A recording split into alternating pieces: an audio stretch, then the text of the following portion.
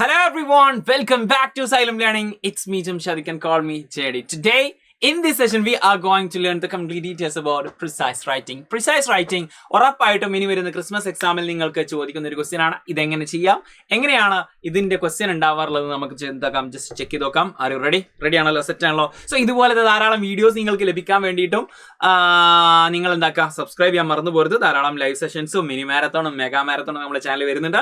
എല്ലാ സബ്ജക്റ്റിന്റെയും മെഗാ മാരത്തോണൊക്കെ വരുന്നുണ്ട്. സോ ഒന്ന് മിസ്സാവാതിരിക്കാൻ വേണ്ടിയിട്ട് ജസ്റ്റ് സബ്സ്ക്രൈബ് ബട്ടൺ ജസ്റ്റ് ഒന്ന് ക്ലിക്ക് ചെയ്ത് വെച്ചേക്കൂ.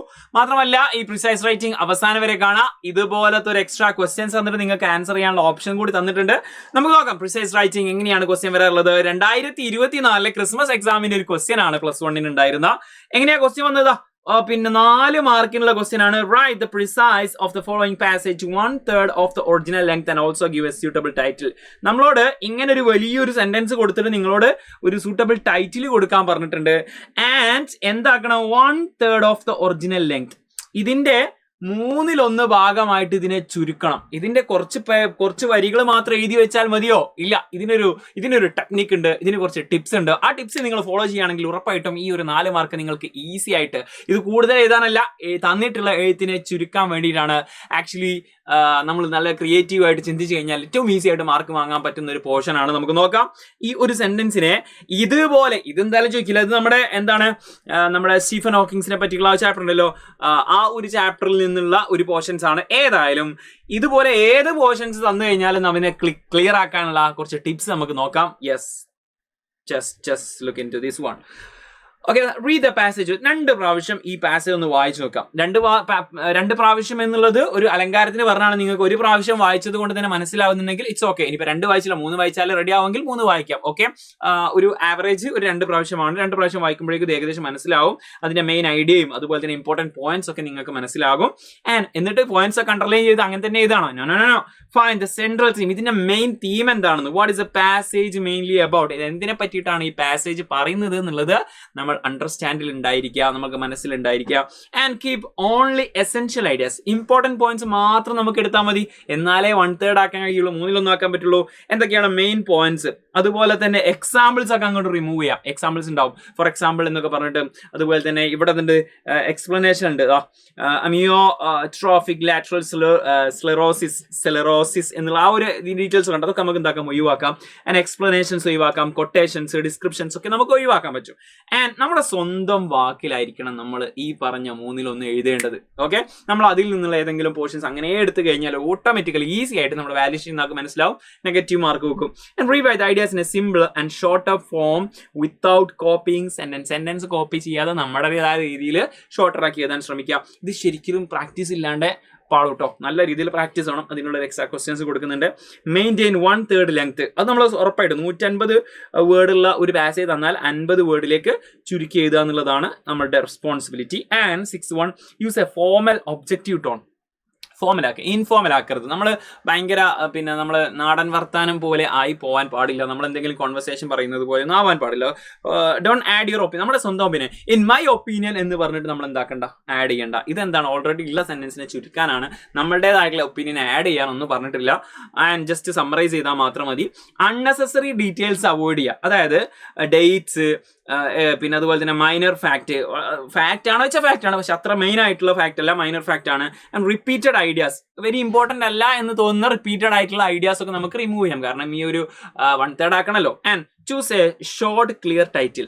ഭയങ്കര ലെങ്തി ഉള്ള ടൈറ്റിൽ ആക്കണ്ട, ഷോർട്ട് ആക്കണം, ക്ലിയർ ആയിട്ട് ലൈറ്റ് ആക്കണം. It should be reflect the main theme, അതിന്റെ മെയിൻ തീമിനെ മനസ്സിലാകുന്ന രീതിയിലുള്ള ഒരു ടൈറ്റിൽ. ഓക്കെ, ഇനിയിപ്പോൾ കുറച്ച് ലെങ്തി ആണെങ്കിലും ആ മെയിൻ തീം കംപ്ലീറ്റ് ഒതുങ്ങുന്നതാണെങ്കിൽ ഇറ്റ്സ് ഓക്കെ. നോക്കാം. Revise your final precis. ഒന്നും എന്താക്കുക, ജസ്റ്റ് റിവൈസ് ചെയ്ത് നോക്കാം. 10th പോയിന്റ് വളരെ ഇമ്പോർട്ടൻ്റ് ആണ്, ജസ്റ്റ് ഒന്ന് നോക്കുക. ഓക്കെ, നമ്മൾ റെഡി ആയിട്ടുണ്ടോ എന്നുള്ളത്. ഗ്രാമർ ചെക്കിങ്, ലെങ്ത്, ക്ലാരിറ്റി, അതുപോലെ തന്നെ ഇത് എല്ലാ മീനിങ്ങും കറക്റ്റ് ആയിട്ടുള്ള നമ്മൾ ആദ്യം വായിക്കുന്ന സമയത്ത് നമുക്ക് കിട്ടിയിരുന്ന ആ ഒരു മീനിങ് സാധനം കിട്ടുന്നുണ്ടോ എന്നുള്ളതും കൂടി ജസ്റ്റ് ഡബിൾ ചെക്ക് ചെയ്യുക. ഇനി നമുക്ക് ഈ ഒരു ക്വസ്റ്റ്യൻ്റെ ആൻസർ ഒന്ന് ചെക്ക് ചെയ്താലോ. ഈ ഒരു ക്വസ്റ്റ്യൻ്റെ ആൻസർ നിങ്ങൾക്ക് ജസ്റ്റ് ഇത് പോസ് ചെയ്ത് നിങ്ങൾക്ക് കംപ്ലീറ്റ് വായിച്ച് നോക്കാം. ഓൾറെഡി നിങ്ങൾക്ക് അറിയുന്ന പോർഷൻ ആണ്, നമ്മുടെ ചാപ്റ്ററിലുള്ളതാണ്. നോക്കാം, ഇതാണ് അതിൻ്റെ suppose answer. Stephen Hawking's remarkable life. Stephen ഹോക്കിങ്ങിന്റെ എന്താ പറയാ റിമാർക്കബിൾ ആയിട്ടുള്ള ജീവിതം നോക്കിക്കോ. Stephen Hawking was a leading physicist known for his work on black holes. ഉണ്ടോ, ഒറ്റ സെന്റൻസിൽ തന്നെ കുറെ ഡീറ്റെയിൽസ് പിന്നെ നമുക്ക് വന്നു. ഫിസിസ്റ്റ് ആണ്, അതുപോലെ തന്നെ അദ്ദേഹത്തിന്റെ ബ്ലാക്ക് ഹോളിലാണ് അദ്ദേഹത്തിന്റെ എന്താക്കിയിട്ടുണ്ടായിരുന്നത് വർക്കുകളൊക്കെ വളരെ അറിയപ്പെട്ടിട്ടുണ്ടായിരുന്നത്. And the nature of time, സമയത്തിന്റെ നേച്ചർ അല്ലെ, അതിലൊക്കെയാണ് അദ്ദേഹത്തിന്റെ മെയിൻ ആയിട്ടുള്ള സംഭവം ഉണ്ടായിരുന്നത്. Though diagnosed with ALS. കണ്ടോ, ALS എന്നുള്ളതിന്റെ ഡീറ്റെയിൽസ് അമിയോസ്ട്രോഫിക് ലാറ്ററൽ ഡിസീസ് എന്നുള്ള സംഭവമൊക്കെ എന്താക്കിയിട്ടുണ്ട്, സ്ലെറോസിസ് എന്നുള്ള സംഭവമൊക്കെ നമ്മൾ ഇതാക്കി ഒഴിവാക്കി. At 21, he continued his research and proposed the famous idea that black holes emit radiation. അദ്ദേഹത്തിന്റെ മെയിൻ ഐഡിയ എന്തായിരുന്നു, ബ്ലാക്ക് ഹോളുകൾ എന്താക്കുന്നുണ്ട്, റേഡിയേഷൻ പുറത്തു വിടുന്നുണ്ട് എന്നുള്ളതൊക്കെ. Through book like a brief history of time he made science understandable to public. അതാണ് main ആയിട്ടുള്ള ഈ ഒരു ഇതിന്റെ പോയിന്റ്. അതായത് ഈ ഒരു ബുക്കോട് കൂടിയിട്ട് ഏതൊരു സാധാരണക്കാരനും സൊസൈറ്റിക്കും പബ്ലിക്കിനും ഒക്കെ മനസ്സിലാക്കുന്ന രീതിയിൽ സയൻസിനെ എന്താക്കി കൊടുത്തു, ഡിഫൈൻ ചെയ്ത് കൊടുത്തു. His courage and determination made him an inspiring figure whose scientific and personal legacy continue to influence the world. അദ്ദേഹത്തിന്റെ ഡിറ്റർമിനേഷനും അതുപോലെ തന്നെ ഇൻസ്പിറേഷനും, കാരണം അദ്ദേഹം ഭയങ്കര ഇൻസ്പിറേഷൻ, അത്രയും അസുഖം ഉണ്ടായിട്ടും ALS പോലെയുള്ള അസുഖം ഉണ്ടായിട്ടും ബാക്കിയുള്ള ആൾക്കാർക്ക് വേണ്ടിയിട്ട് ഒരു മോട്ടിവേഷൻ ആയിട്ട് നിലനിന്നു എന്നുള്ളതാണ്. ലോകത്തിനൊരു ഇൻഫ്ലുവൻസ് ആകാൻ അത് കഴിഞ്ഞു അല്ലേ. ഇത് ചുരുക്കി ചെയ്തതാണ്. ഡെഫിനറ്റ്ലി ഇതിന് നല്ല രീതിയിൽ പ്രാക്ടീസ് ഉണ്ടെങ്കിൽ മാത്രമേ നമുക്ക് എന്താക്കാൻ പറ്റുള്ളൂ, ക്രാക്ക് ചെയ്യാൻ പറ്റുള്ളൂ. അതായത് 1-2 ഇതുപോലത്തെ ക്വസ്റ്റ്യൻസ് എടുത്തിട്ട് നിങ്ങൾ പ്രാക്ടീസ് ചെയ്യുക. ഒരു എക്സാമ്പിൾ നമ്മൾ ഇവിടെ കൊടുത്തിട്ടുണ്ട്. Write a precise of the following passage to 1/3 of the original length and also give suitable type. Madam ക്യൂരിന്റെ ആ ഒരു ഡീറ്റെയിൽസ് ആണ് ഇവിടെ കൊടുത്തിട്ടുണ്ടായിരുന്നത്. സയന്റിഫിക് മേഖലയിൽ ഒരാളെ തന്നെ കൊടുത്തിട്ടുണ്ട്.